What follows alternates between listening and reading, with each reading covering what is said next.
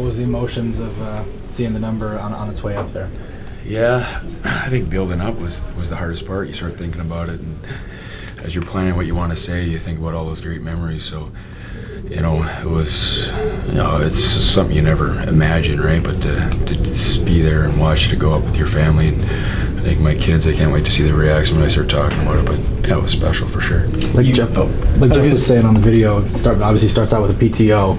What would you have said back then on a PTO if someone had told you about this night was going to happen then? Yeah, no chance. I don't think anybody ever envisions it, period, But, Blash was a key part of taking a chance on it was 34 coming in, and, for us to realize success and him to talk about the long-term culture and to be a part of it, it really was. I mean, I'd echo a lot what he was saying, and we had a great leadership group, and like I said, it's not about me in a sense. It was always we when we were here, and that's what I took most value in. He kept saying we, and the word I kept hearing out there was family. How great does it feel to be recognized by this group that became more than a team, a family? Yeah, like you said, I never really wanted to leave ever. It was one of those things when your son's born here and you make those relationships and you're doing what you love. I really did, and being productive, and it's one of those things that everybody says it's going to be over quick. And I was 34 and I was on borrowed time, and it was like, man, I still don't want it to end.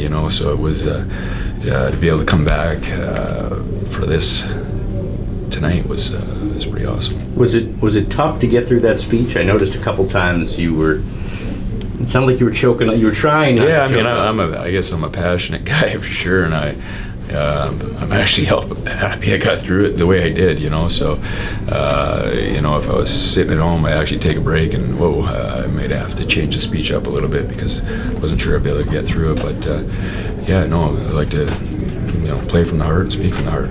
You keep mentioning on borrowed time. I get the sense that accepting the end was tough. Does this make it any easier, or does this make you want to lace them up and trade it all again and do it all again? They were joking a little bit last night, and even Doug and even Coach Simon, he was, you bring your skates, and I wish, I probably needed a real career-ending injury to say it was over, but you're away from your family. It was a long journey, and I was on borrowed time in a way that I knew it was coming in, and mentally was prepared, but I was going to keep doing as long as I could, and certainly grateful for every day.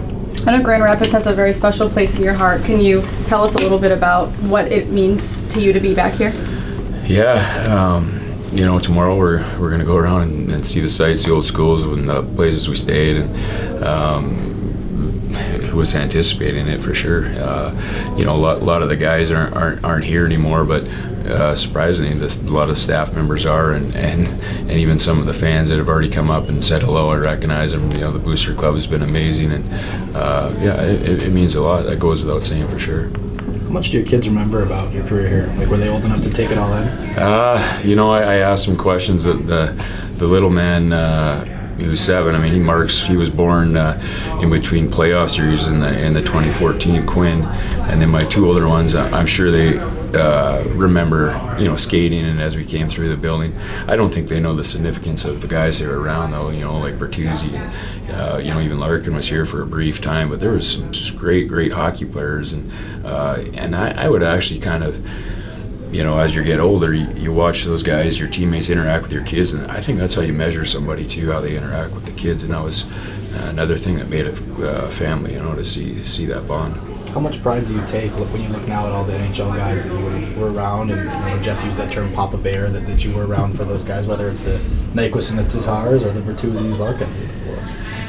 Well, it means a lot. The journey, every step of the way, even when I was sitting in the dressing rooms in the NHL, I was always watching and being perceptive, and seeing qualities in guys that you wanted to emulate, and I think I grew every step of the way.